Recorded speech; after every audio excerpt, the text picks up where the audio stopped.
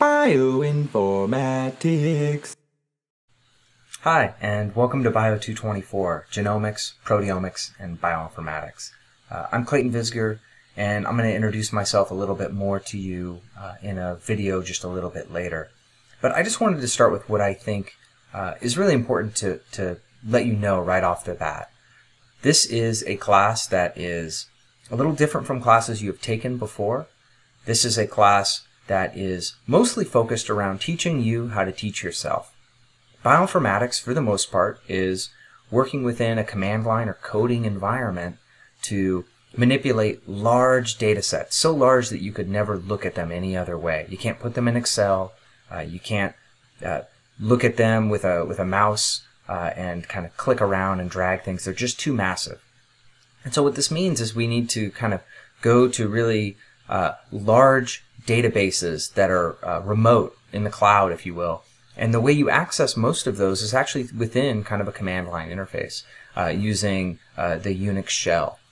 And so many of you, or I'm assuming probably none of you, have much experience with that. It's like learning another language, and much of this class is going to be learning a new language, coding, in the context of genomics, through kind of total immersion. Through this class, every week, I'm going to teach you guys some of the basics, just a little bit of fundamentals of what we're trying to do for a given week, starting with where do sequence data come from in kind of a modern genomics era, to what do we do with them once we get them. There's a week on how do we quality control them. How do we put them together to rebuild a genome? How do we look at a genome and start to figure out where are genes located within the genome? What are the genes' possible function based on other genomes that we know more about?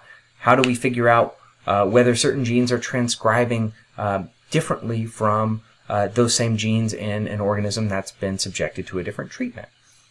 And for each one of these steps, you're going to have to learn how to apply different software within this kind of command line environment. Now, that sounds kind of pretty straightforward right now, but in practice, it's not. Things are going to break. Sometimes we'll be able to fix it. Sometimes you'll be able to fix it. Sometimes I'll have to help you be able to fix it. It's the nature of bioinformatics because so many of these software are just kind of hacked together.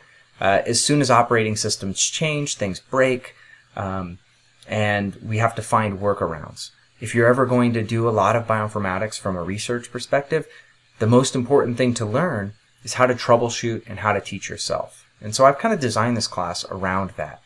A lot of it is self-paced as far as the activities go, where you're going to be given a set of goals. I'm going to give you the code for how to work through many of these things, but sometimes it's going to break, either intentionally or unintentionally on my part. And when you have to Google around and try to figure out how to get things working again, that's where you really learn a lot. That's where I learn a lot every time I do a new project. I very rarely use the same suites of software. I'm always having to learn new ones as I go.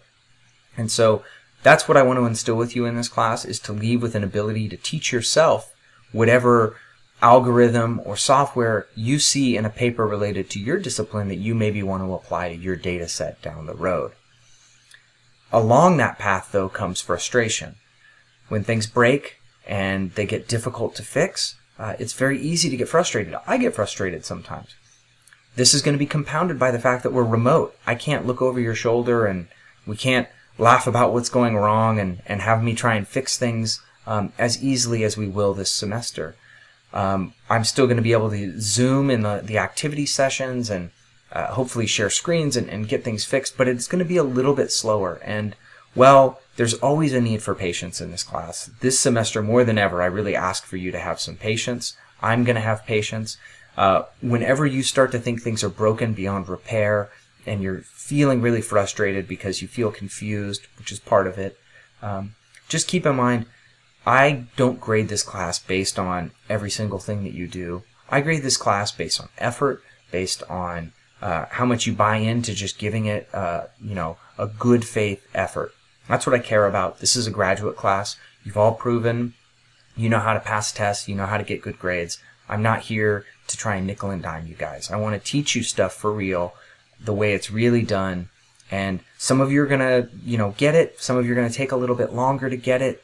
Some of the people that struggled early on in past semesters ended up being some of the most proficient students by the end of the semester. So if you struggle early on, don't give up. You might end up being one of the strongest bioinformaticians in the class at the end.